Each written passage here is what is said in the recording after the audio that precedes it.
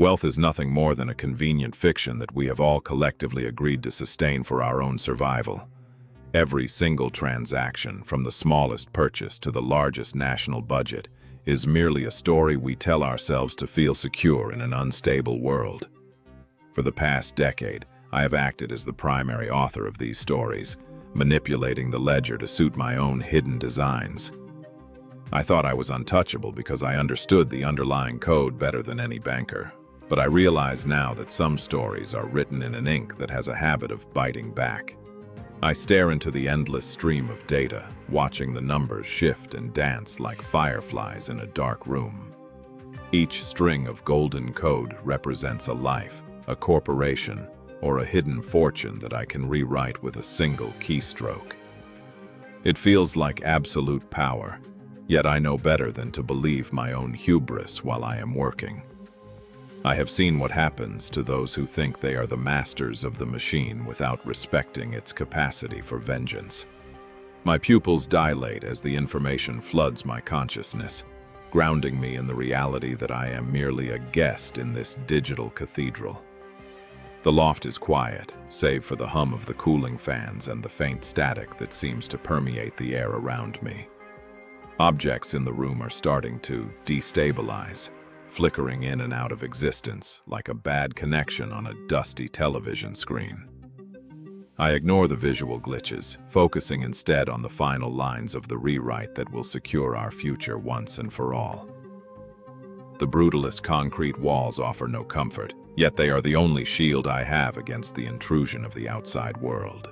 I know that time is running out, and I must finish this task before the instability consumes the entire safe house. Vector stands silently by the window, his silhouette framed against the sprawling, neon-drenched metropolis that stretches out endlessly below us. He keeps his weapon drawn and ready, his eyes constantly scanning the streets for any sign of movement or unwanted company. His posture is tense, reflecting the mounting anxiety that we are all feeling as the final phase of our operation approaches its conclusion. He wants to know that this is truly the last job, that we will finally be able to walk away from this life of digital theft. I understand his exhaustion, but I cannot offer him any guarantees when we are playing a game with such dangerous and unpredictable rules. A sudden, violent pulse of crimson light erupts from the terminal, shattering the calm blue wireframe that represents our secure connection. The rupture is not merely a digital error, but a physical distortion that tears a jagged, glowing hole directly into the fabric of reality. My breath hitches in my throat as I watch the security protocols fail, replaced by an aggressive external signal that I have never encountered before. This was not supposed to happen, and the realization that our breach has been detected begins to set in with terrifying clarity. We are no longer the ones in control of this session, and the machine is now actively pushing back against our intrusion. The entire room begins to stutter and jump, as if reality itself is struggling to maintain a coherent frame rate. A coffee mug sitting on my desk is suddenly ghosted across the surface, appearing in 3 different physical locations simultaneously, before snapping back into a single form. We are losing the feed, and the stability of our environment is rapidly deteriorating into absolute chaos. I stare at the monitor in horror as the beautiful gold code of the heist is systematically devoured by thick, pulsing tendrils of black matter. I realize now that this was a trap all along, a dormant security mechanism hidden within the wealth of a ghost. Above our heads, the ceiling is losing its structural integrity as it begins to soften and bleed into a wet, pulsing material. Mycelium starts to drip down toward our workstations, releasing a fine mist of glowing spores that makes the air feel thick and difficult to breathe. The familiar, harsh lines of the brutalist apartment are being erased, replaced by an organic geometry that feels entirely alien to this concrete environment. We are being invaded by something that treats architecture as its playground, and we are clearly not invited to remain. A syndicate enforcer stands motionless in the doorway, his presence casting a long, unnatural shadow, that stretches toward us across the floor. The ground beneath the enforcer is no longer concrete, but a dark and throbbing carpet of organic matter that seems to consume everything it touches. Our stolen golden light, which once filled the loft, is being strangled and extinguished by the black veins crawling out from the enforcer's heavy boots.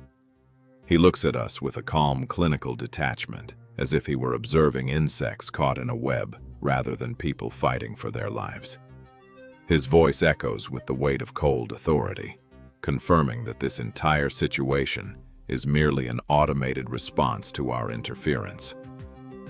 Vector doesn't hesitate for even a fraction of a second, his combat instincts taking command as he lunges toward the wall. Vector slams an industrial-grade incendiary charge against the pulsating surface, knowing that our digital tools are useless against this encroaching biological nightmare. The charge glows with a fierce, unstable intensity, its fuse flickering as it prepares to unleash a wave of pure thermal energy. He looks at me with grim determination, his eyes locked on the target that threatens to swallow us whole. A massive eruption of blinding orange fire fills the center of the loft, scouring the room with intense and unrelenting heat. The organic matter does not burn like normal material. Instead, it emits a piercing, high-pitched scream as the mycelium shrivels and pops in the inferno. We sprint through the smoky hallway, our movements hampered by the violent flickering and ghosting of our physical bodies. Every step feels like walking through a glitch, as my arms and legs stutter across the field of vision like a poorly edited film reel. We move with the frantic energy of the hunted, leaving the devastation of the safe house behind us in the dark. We are no longer just thieves caught in a heist, but carriers of a digital plague that is rapidly rewriting our very existence. The cold night air does little to soothe the burning sensation beneath my skin, where the infection first took hold. Tiny bioluminescent particles drift down around us like radioactive snow, coating the pavement in a thin, glowing layer of syndicate spores. We have escaped the loft, but we have clearly brought the war with us out into the open streets of the city. My hand continues to vibrate with a discordant, hum-like frequency that defies the natural laws of kinetic movement. I can see the veins in my wrist pulsing with a light that is not human, a sickly neon gold that pulses in rhythm with the city grid. I feel a strange sense of detachment, as if my consciousness is slowly being offloaded to some remote, invisible server. Vector directs my attention to a nearby streetlight that is strobing in a deliberate, coded pattern, mirroring the same frequency that I can feel rattling inside my own skull. It is clear that the syndicate is using the urban infrastructure to triangulate our position in real time. We are being watched by every camera, every sensor, and every lamp in this district. I pull up the local topography on my tablet, desperately searching for a blind spot in the city's massive surveillance network. I spot a small, forgotten zone in the old industrial sector, where the grid remains stubbornly analog. The safe house is quiet, but the air is thick with the metallic smell of blood and impending doom.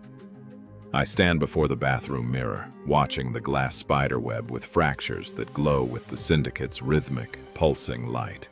I stare at my own reflection, wondering how much of the person looking back is still truly mine. The scalpel in my hand feels heavy, a cold promise of the pain that is necessary to excise this corruption.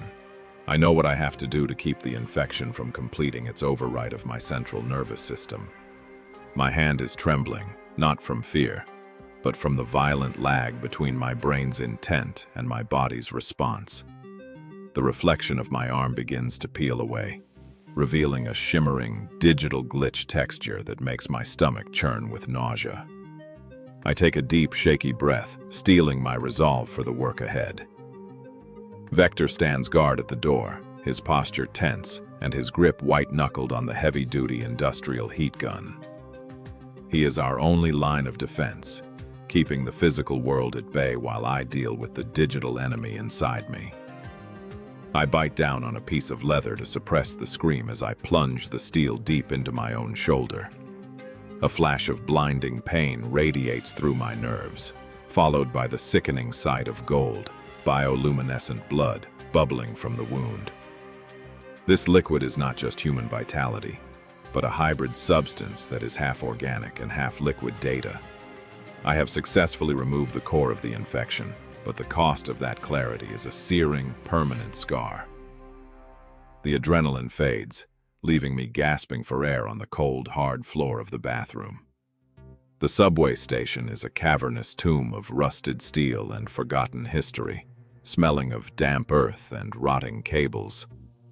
We move in silence, our footsteps echoing off the tiled walls that haven't seen a commuter in decades. This is the place where the archivist hid, a forgotten corner of the city that even the modern grid seemed to have abandoned. Vector suddenly stops, his hand shooting up to command me to hold my position. There, seated amidst a forest of cable-like fungal growths, is the figure we have been searching for. The archivist is no longer a human, but a living component of the subway's crumbling infrastructure. Their eyes are aperture-like, clicking and zooming as they attempt to process our biosignals. The voice that spills from their mouth is a distorted, layered cacophony of sound. I step forward, ignoring the way my own wound throbs in resonance with the archivist's strange, biomechanical heartbeat. Their eyes zoom in on my shoulder, tracking the digital residue that still lingers around the edges of my recent surgery. The station begins to groan, as if the very steel girders are being stretched and twisted by an immense, unseen pressure. Vector stands back to back with me, his heat gun ready, as he blasts fungal masses that attempt to anchor us to the platform. We are fighting a losing battle against a location that has been turned into a weapon. I scan the room through the flickering haze of my HUD, searching for the point of origin for all this activity. I spot the heart, a central, glowing node where the archivist's spine merges with the rusted pillar of the subway. We stumble out of the subway stairs, gasping for fresh air as the city's lights flicker back into view. The street lights are no longer standard yellow, but are strobing a harsh, syndicate violet that sets my teeth on edge. We have survived the station, but we have clearly walked into an even larger trap. Vector is breathless, checking the magazine of his weapon with trembling hands, though his expression remains focused and grim. The city is reacting to our presence, with manhole covers vibrating and the pavement beginning to bulge beneath our boots.